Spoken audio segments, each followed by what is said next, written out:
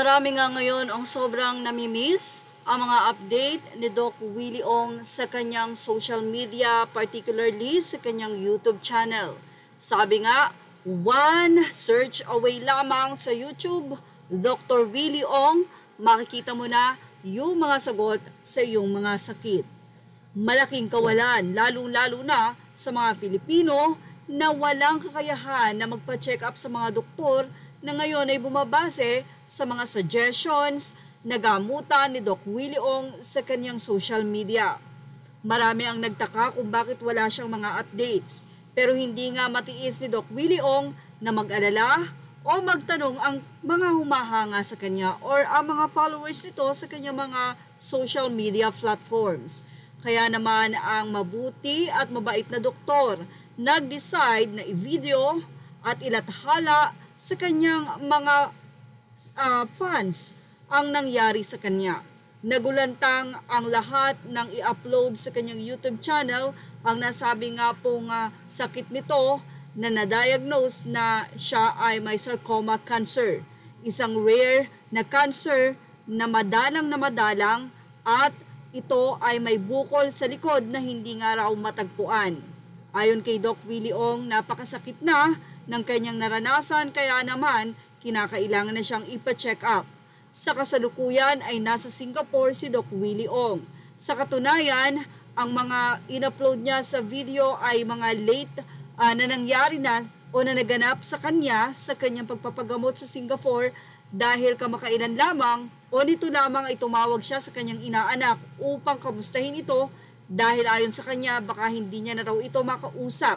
Ayon din kasi kay Doc Willie Ong, 2 to 3 months ang ibinigay na taning sa kanya ng kanyang doktor ngayon. Ipinakita ni Doc Willie Ong sa kanyang inaanak ang kanyang nalulugas na buhok dahil sa kanyang chemotherapy. Matapos namang malaman ni Yorme Isko Moreno ang nangyari sa kanyang naging katandem noong election 2022 kung saan tumakbo nga itong si Doc Willie Ong bilang vice-presidente sa kanyang pagka-vice president sa ilalim ng pagka-presidente naman ni Isko Moreno. Ilang araw ang makalipas ay agad-agad na tumungo pa Singapore si Isko upang personal na dalawin si Doc Willie Ong. Sa kanyang social media ay binahagi nga ito ni Isko Moreno at doon ay nagkaroon siya ng mensahe o caption. Ayon kay Isko, nagkita kami ni Doc Willie Ong here sa Singapore, mahina pa siya at marami pang chemo sessions ang gagawin sa kanya. His message to all his followers and those who believe in him, mahal daw niya ang mga kababayan nating Pilipino at hanggat malakas siya, hindi siya titigil ng tulong sa taong bayan at sa bansa hanggang sa dulo. Sa Facebook page ni Yorme, say ng mga netizen, pagaling po kayo Doc Willie Ong, palakas po kayo, laban po, marami po ang nagmamahal sa inyo po. Hope and pray Doc na bigyan ka pa ng may habang buhay, a second chance to live para marami ka pang matulungan. Palakas ka po Doc Willie, there are so many people praying for your recovery and waiting for you to be here. There are so many needing your help, God bless and heal you. Say naman ng isang netizen, when God heals Doc Willie, hopefully He will give back to poor Filipinos by implementing free assisted medical care in all hospital, private, government-owned. Say naman ng isang netizen, nawa po sana ibigyan pa po siya ng ating Panginoon ng mahabang buhay dito sa lupa upang makatulong pa po sa ating mamamayan. Maibsan na po sana nawa ang kanyang sakit at kirot na nararamdaman.